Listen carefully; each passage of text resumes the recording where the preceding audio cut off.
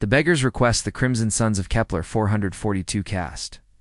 Harsh shadows across the industrial sprawl of mining station Omega-7, where the air tasted of metal and desperation. Marcus Kane wiped sweat from his weathered face with the back of his hand, leaving another streak of grime across his already dirt-stained features.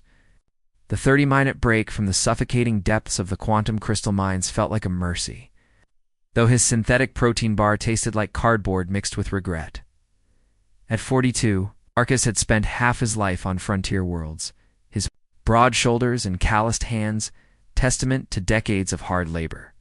The triple hazard pay from Stellar Mining Incorporated is the only reason he'd signed the 2-year contract on this god-forsaken rock. His younger brother's medical bills back on Mars wouldn't pay themselves. Movement caught his peripheral vision. A figure approaching hesitantly through the shimmering heat waves rising from the cracked pavement. As the silhouette drew closer, Marcus realized it was a woman of the indigenous Kethran species, her iridescent green skin dulled by layers of dust and exhaustion. Her flowing silver hair hung limply around a face that, despite obvious malnourishment, possessed an otherworldly beauty that made his breath catch. But what struck Marcus most were her eyes, large, luminous amber orbs filled with a mixture of desperation and fierce maternal protectiveness. She wasn't alone. Clutching her tattered robes was a small child, unmistakably her daughter, with the same silver hair and green skin. Though several shades lighter, as was common with Kethran youth, the woman stopped a respectful distance away. Her gaze lowered in the traditional Kethran gesture of supplication.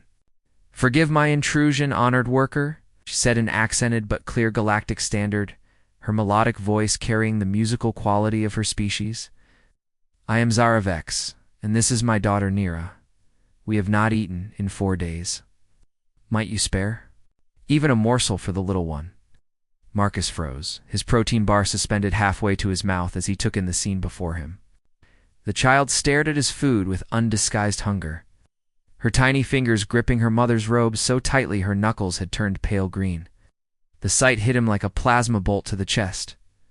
Without hesitation, Marcus stood up, his imposing 6'3" frame towering over the pair. He saw a flash of fear in Zara's easy reaction. He'd grown accustomed to from non-humans encountering his intimidating presence. But instead of backing away, he reached into his supply pack and pulled out 2 more protein bars in a container of nutrient-rich water. "Here," he said gruffly, holding them out. "Human rations. Better than the processed garbage they serve the general population." Zara's luminous eyes widened in surprise, her elegant features expressing wonder at this unexpected kindness from a stranger. We cannot possibly accept such generosity," she whispered.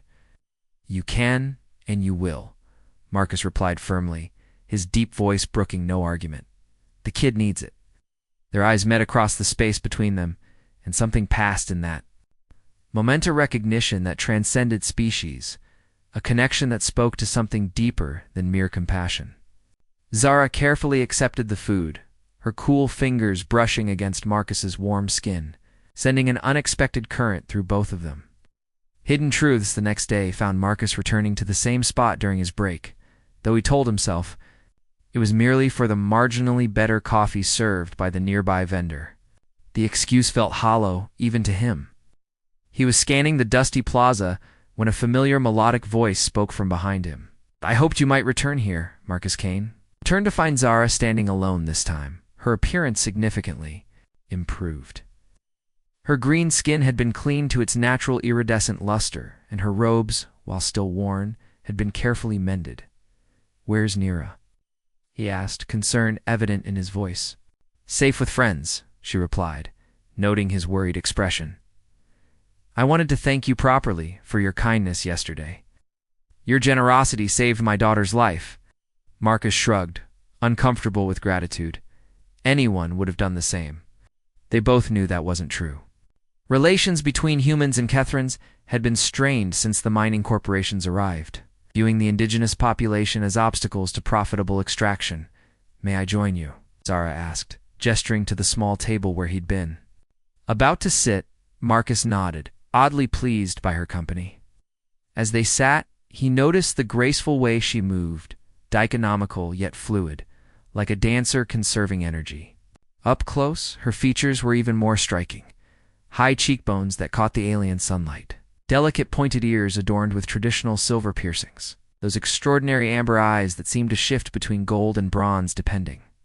On her mood? "You're not from the local settlements," Marcus observed. Zara's expression grew cautious.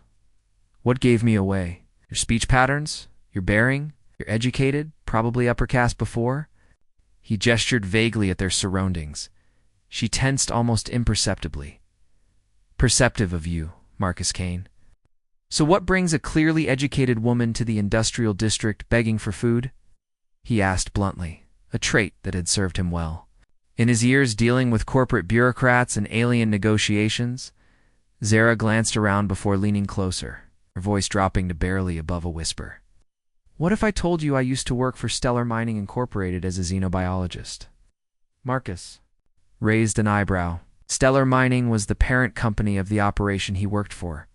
"I was studying the effects of quantum crystal extraction on local ecosystems," she continued quietly, "and I discovered something they desperately wanted to remain hidden." Her voice grew even softer. "The extraction method they're using isn't just destroying the environment. It's releasing compound particles specifically toxic to Kethran physiologists, loxing, cumulative toxins designed to gradually weaken our immune systems and cognitive functions." Marcus frowned, his engineer's mind immediately grasping the implications. That's not just environmental destruction, it's biological warfare. "I have proof," Zara said urgently. "Research data I managed to download before they terminated my position and stripped me of citizenship." Her hand unconsciously moved to her side, and Marcus noticed a barely healed scar peeking from beneath her collar. "Terminated seems like an understatement," Marcus muttered grimly. "They took everything, my credentials, my housing, my identity, and their systems. I've been hiding in the lower districts, trying to find a way off planet with my evidence." Your Marcus studied her face, looking for deception but finding only determination mixed with barely contained fear. "Why tell me this?" "I work for them too." "Because you're human," she said simply. "Your species has a reputation for unpredictability, for not always following expected patterns." Her amber eyes held his gaze steadily. "And because of how you looked at me yesterday, not with pity or disgust, but with recognition, with humanity, something shifted in the air between them, a tension that had nothing to do with corporate conspiracies and everything to do with the woman sitting across from him." Marcus became acutely aware of her proximity, the subtle floral scent that clung to her despite her circumstances, the way her gaze never wavered from his. "Shh, I need help, Marcus Kane," she said, his name sounding strangely intimate in her melodic accent. "I believe you might be someone willing to provide it." The underground network that evening. Marcus led Zara through a maze of maintenance tunnels beneath the mining complex, his security access allowing them to bypass most surveillance systems. The air grew cooler as they descended, carrying the ozone scent of recycled atmosphere and the distant hum of massive processing equipment. "Where are we going?" Zara asked, as they navigated narrow corridors lined with exposed piping and power conduits. "To see someone who might be able to help," Marcus replied. "There are more people aware of what's happening here than the corporation realizes." They emerged in what appeared to be an abandoned storage facility, but Marcus led her through a concealed entrance into a hidden chamber buzzing with activity. At least a dozen beings human, Kethran, and several other species worked at improvised computer stations and communication equipment. A tall, lean human with prematurely gray hair and cybernetic implants covering half his face looked up from a holographic display. "Kane, about time you showed up. We've been monitoring increased security sweeps." His eyes shifted to Zara. "And you must be Dr. Zara Vex. Your work on xenotoxicology is well known in certain circles." Marcus blinked in surprise. "You know each other by reputation," the man said, extending his hand to Zara. "Jackson Thorne, former Stellar Mining security chief, until my conscience got the better of my career prospects." Zara shook his hand cautiously. "How did you know I was coming?" "We've been tracking the corporation's movements for months," Jackson explained, gesturing around the hidden facility. "When they suddenly classified your research and had you disappeared, it confirmed our worst suspicions about the scope of their operations." Marcus looked around the room with new understanding. This is a resistance operation. More than that, Jackson said grimly. We're trying to expose and stop what amounts to genocide disguised as mining operations. Zara's research is the missing piece we needed to prove systematic poisoning across multiple colonies. A commotion at one of the monitoring stations interrupted them. A young Kethrim technician called out urgently, "Jackson," picking up increased chatter about Project Cleansing. "Looks like they're accelerating their timeline." Zara's face paled to a sickly jade color. They're going to eliminate the remaining indigenous population before anyone can investigate. "How long do we have?" Marcus asked, military instincts from his younger days kicking in. "Maybe 72 hours, Jackson replied.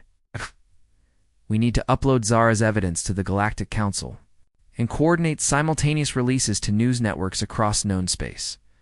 But first, we need to secure her daughter and any other civilians we can save." As the group began planning their next moves, Marcus found himself drawn aside by Zara.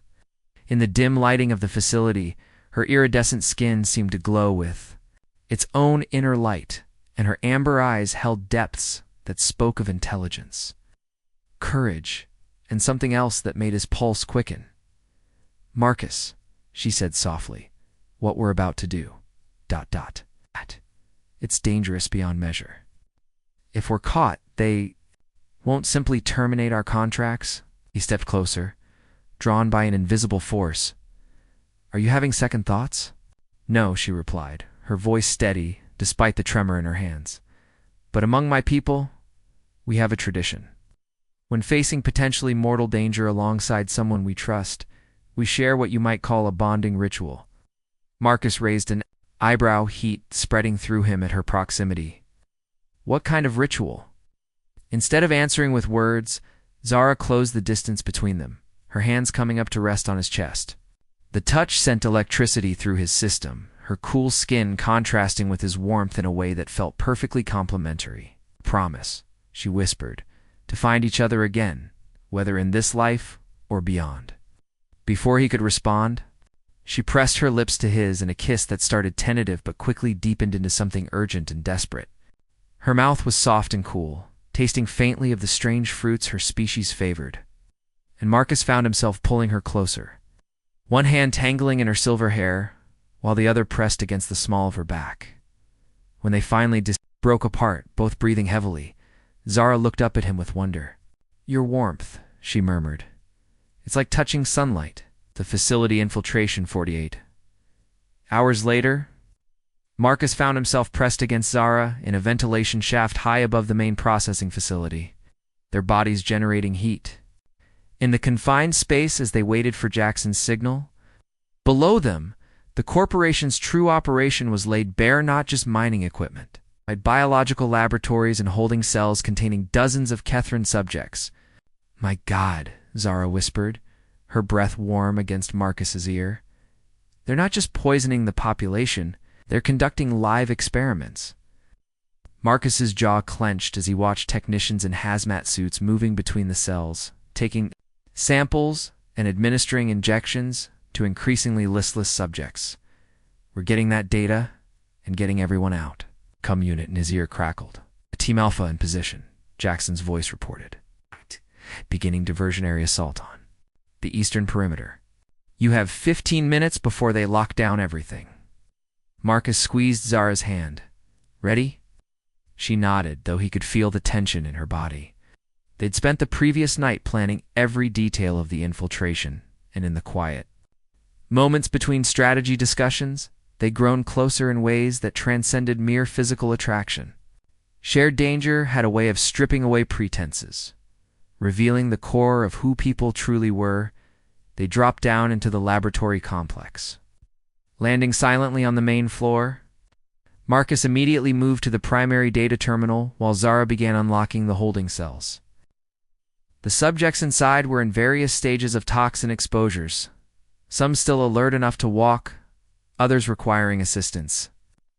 "Marcus," Zara called softly from across the room. "Do you need to see this?" He looked up from the downloading data to find her standing before a cell containing a small figure he recognized immediately. Nira, Zara's daughter, lay curled on a medical cot, her normally vibrant green skin now pale and splotchy, her breathing shallow. "They took her while we were planning," Zara said, her voice breaking. "Used her as leverage to ensure my compliance." Rage flooded through Marcus, hot and consuming. He'd seen corporate cruelty before, but using a child as a test subject crossed every line he held sacred. "We're getting her out." I love them. As if summoned by his anger, alarms began blaring throughout the facility. Red warning lights bathed everything in an ominous glow as a computerized voice announced, "Security breach detected. Initiating containment protocols." "They've found us," Zara said, scooping Nira into her arms despite the girl's unconscious. State Marcus grabbed the completed data download and his sidearm. "Stay close. We're taking the fight to them." They fought their way through increasingly narrow corridors as security forces converged on their position. Marcus's military training served him well, his steady aim and tactical thinking keeping them ahead of their pursuers. But more than that, the presence of Zara and her daughter gave him purpose beyond mere survival. In a moment of relative safety in a sealed maintenance chamber, Zara looked at him with tears streaming down her cheeks. "I may have doomed us all by involving you in this." Marcus cupped her face gently, his thumb brushing away her tears. "You saved us all by fighting back. That takes more courage than anything I've ever done." She leaned into his touch, her eyes closing briefly. "If we don't survive this, we will," he interrupted firmly. "But if we don't," she continued, "I want you to know that meeting you changed everything for me. You gave me hope when I thought there was none left." Unable to resist any longer, Marcus kissed her again, pouring all his unspoken feelings into the connection between them. When they parted, he rested his forehead against hers. "Then we'd better make sure we survive to explore what this could become." Escape among the stars, the next 6 hours blurred together in a haze of plasma fire, desperate running, and impossible odds. Marcus, Zara, and the rescued subjects fought their way through the facility's corridors, while Jackson's team provided cover from multiple directions. The corporation had underestimated the determination of cornered people fighting for their lives and the lives of their children. They reached the main hangar as explosions rocked the complex behind them. Jackson was waiting beside a commandeered transport vessel, its engines already warming up for immediate departure. "Data transmission successful," he reported as they loaded the rescued subjects aboard. Every major news network and government authority in 3 systems now has copies of Zara's research and our additional evidence. Stellar Mining Incorporated's stock price is already crashing, and there are warrants being issued.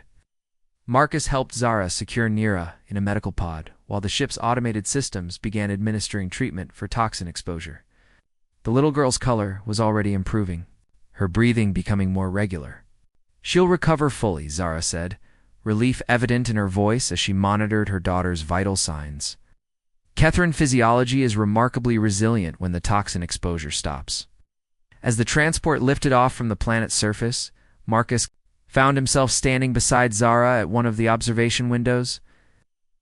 Below them, the mining complex was in flames, and in the distance, emergency vessels were arriving to evacuate both corporate personnel and the rescued subjects. "It's over," Zara said quietly, her hand finding his. "This part is," Marcus agreed, squeezing her fingers. "But what happens now? You and Nira are free, but where will you go?" Zara turned to face him fully, her amber eyes reflecting the stars visible through the viewport. "There's a Kethron colony in the Centauri system, neutral territory where we could start over." She paused, her next words carrying weight. "But only if that's something you might want as well." Marcus looked down at her, this extraordinary woman who had shown more courage in the face of impossible odds than anyone had a right to expect. In just days, she'd transformed his understanding of what it meant to fight for something beyond mere survival. "I've spent 20 years working for corporations that see people as expendable resources," he said. "Maybe it's time I worked for something that matters."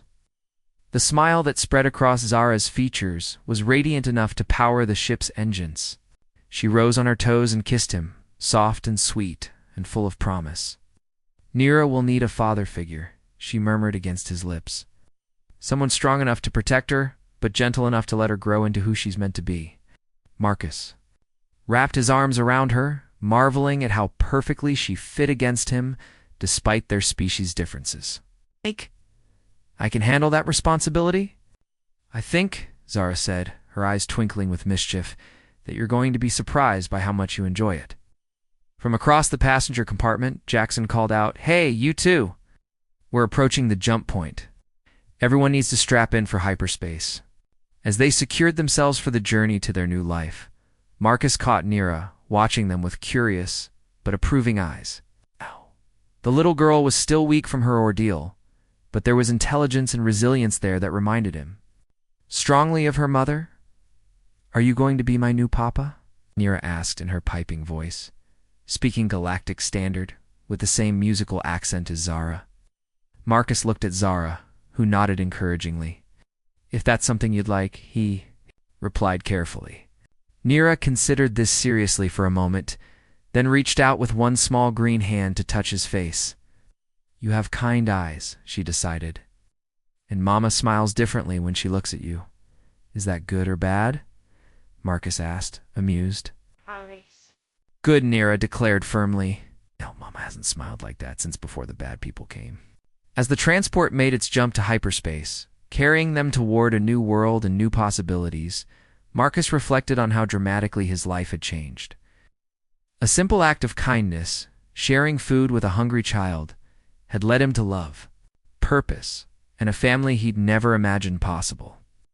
Zara's head rested on his shoulder as the stars streaked past their viewport, and Nira curled up beside them, already adopting him as part of her family with the easy acceptance of childhood. For the first time in years, Marcus Kane felt like he was exactly where he belonged. Traveling toward tomorrow with the two most important people in the universe beside him. The echo of distant stars called them forward, promising adventures yet to come, and a love that had already proven strong enough to change worlds,